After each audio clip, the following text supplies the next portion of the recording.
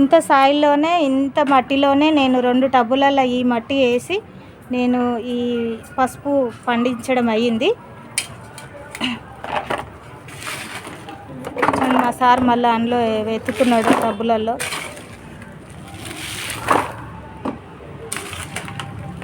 మళ్ళీ మనకి సాయిలు తెచ్చుకోవాలంటే కొంచెము ఇదిగా ఉంటుంది కదా.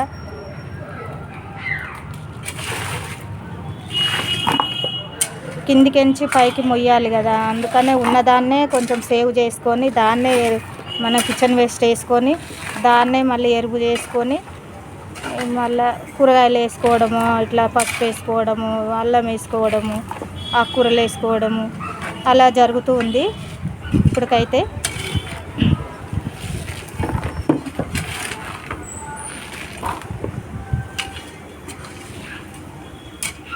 ఉన్న సాయిల్ని వేస్ట్ చేసుకోకుండా కిచెన్ వేస్ట్ వేసి మనం కిచెన్ కంపోస్ట్ చేసుకోవాలి.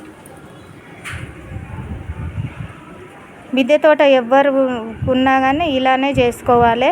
ఇలా చేసుకుంటారని నేను కూడా అనుకుంటున్నాను.